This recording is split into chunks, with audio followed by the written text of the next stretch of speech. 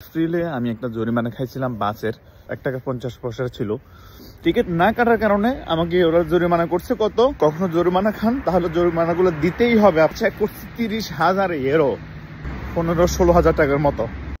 144 টাকা 97 পয়সা 28/4/2023। জরিমানাটা না দিলেও আমাকে তেমন ক্ষতি হবে না। কি জন্য জরিমানা দেওয়ার লাগে ছবি তুলতে পারিনি।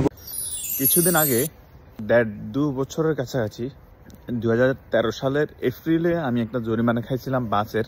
তখন আমি ইতালিতে 4-5-6 মাস হবে, তখন ডকুমেন্ট করতে পারি নাই, এই জন্য একটা জরিমানা খাইছি। ওই জরিমানাটা আমি গুরুত্ব সহকারে নিয়ে নাই এই জন্য যে 1.5 টাকা জরিমানা, মানে 1.5 ইউরো ওই জরিমানাটা ছিল। 1 টাকা 50 পয়সা ছিল, আমি দিই নাই। অনেকের সাথে কথাও বলেছিলাম, পুরনো অনেক ভাইয়ের সাথে, বাঙালি, তারা বলছে যে তুমি নতুন, এখনো ডকুমেন্ট ঠিক মতো হয় নাই, সমস্যা নাই, জরিমানাটা কিচ্ছু হবে না। পরবর্তীতে আমি জরিমানা দিই নাই। এই দেশের নিয়ম হচ্ছে আপনি বাস, ট্রেন, লঞ্চ এগুলোতে আপনি চলাচল করতে পারবেন খুব সহজে। আমাদের দেশের মতো টিটি নাই, অথবা ড্রাইভাররাও বের হয়ে চেক করে না টিকিট কাটছে আর না কাটছে। মাসে 4 থেকে 5 বার অথবা 5-10 বার শুধু মামারা ওঠে, টিটিরা উঠে চেক করে যে টিকিট কাটছে না কাটছে। সবার টিকিট চেক করে, একটা মেশিন আছে, এই মেশিন দিয়ে ওরা চেক করে যে টিকিট কাটছে না কাটছে।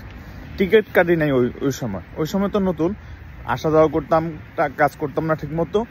তখন টিকিট না কাটার কারণে আমাকে ওরা জরিমানা করছে কত, 51 টাকা 50 পয়সা, মানে 1 টাকার বদলে 51 টাকা 50 পয়সা আমাকে জরিমানা দিতে হতো। গত 20-25 দিন আগে আমাকে একটা চিঠি পাঠাইছে, আমার মানে যে বাসায় ছিলাম, আন্টির বাসা, ওই বাসায় চিঠি পাঠাইছে যে যোগাযোগ করার জন্য। পরে গেলাম, কমিউনিটিতে গেলাম, যাওয়ার পরে তখন ওরা বলতেছে দেখ তোর নামে জরিমানা আসছে অমুক সময়, তো অমুক বাসের মধ্যে জরিমানাটা খাইছস। কেমনটা লাগে বলেন? তখন জিজ্ঞেস করলাম কত, তখন দেখেন এখানে লেখাই আছে অলরেডি। তো আমাদের দেশ আর এই দেশের মধ্যে অনেক পার্থক্য আছে, আকাশ পাতাল তফাৎ। আমরা ইচ্ছে করে সহজেই ভাড়া চুরি করতে পারে। বাসের মধ্যে অনেক বাঙালি এখনো আছে, বাঙালি না শুধু, অনেক বিদেশি, বিশেষ করে কালো যারা, বাঙালিরা তো ভালোই আছে, তারা বিশেষ করে অনেকেই টিকিট কাটে না। তারা টিকিট কাটে না, তারা এমনিতে চলাফেরা করে। যারা টিটি তাদেরকে দেখলে বাস ওরা নেমে যায় বাস থেকে। যদি কখনো জরিমানা খান তাহলে জরিমানাগুলো দিতেই হবে। আপনি যদি দেশে বাস করেন, যে কোনো সময় 10 বছর 20 বছর পর হলেও আপনাকে জরিমানা দিতে হবে। আমার রেস্টুরেন্টে এক বড় ভাইও, উনি আজকে প্রায় 16 বছর আগে যখন নতুন আসছিল তখন উনি জরিমানা খাইছিল। এখন ওনার জরিমানাগুলো বাড়তে উনি চেক করছে 30,000 ইউরো। আমি এখন যেটা জরিমানা খাইছি 144-45 টাকা, সেটা যদি বাংলায় কনভার্ট করেন দেখা যাবে 15-16 হাজার টাকার মতো। 144 টাকা 97 পয়সা আমাকে পে করতে হবে। এটা হচ্ছে আমার মূল। আজকে এটা আমি পে করে দেবো ইনশাল্লাহ। 16 জানুয়ারি আমার চিঠিটা আমাকে পাঠাইছে।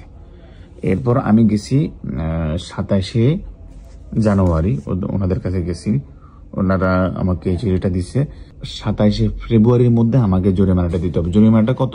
144 টাকা 99 পয়সা। এরপর দেখুন এখানে আমি যে ঠিকানাটা ছিলাম, বিয়ানাপোলিতে ছিলাম, এবং আমি কোন বাসের মধ্যে জরিমানাটা খাইছি দেখেন, 4L, এই দেখেন লেখা আছে এখানে 4L, মানে 4 নাম্বার 4L এ আমি জরিমানাটা খাইছিলাম। কখন খাইছি দেখুন, 28/4/2023 এই তারিখে আমি, মানে 28 তারিখ 4 মাস 2023 জরিমানাটা খাইছিলাম। অথচ আমি ভুলে গেছি জরিমানাটা খাইছি কবে, কি করছি। এরা আমার ঠিকই খুঁজে এনে আমাকে জরিমানাটা দিতে হবে, আমাকে না দেওয়ার কোনো উপায় নেই। হ্যাঁ, জরিমানাটা না দিলেও আমাকে তেমন ক্ষতি হবে না। কি জন্য? যে ওরা আমাকে মারবে, ধরবে, সরকারের জেলে ঢুকাবে এমনও না। কিন্তু আমি অফিসিয়ালি এদেশে যদি কখনো ব্যবসা বাণিজ্য করতে যাই, কোনো ঘরবাড়ি করতে যাই, তখন এই জরিমানাটা আমাকে দিতে হবে, তখন দিতেই হবে। এছাড়া ইম্পর্টেন্ট না। তবে এরপরও আমাকে সময় দিয়েছে যে দেখ তুই এই অমুক দিন এই জরিমানাটা খাইছ, জরিমানাটা খাওয়ার পরে তুই পে করিস না, এখন তুই 1 মাসের মধ্যে এটা পে করতে হবে। এখানে আমি একটা পোস্ট অফিসে আসছি জরিমানা দেওয়ার লাগে, ছবি তুলতে পারিনি বলে দুঃখিত।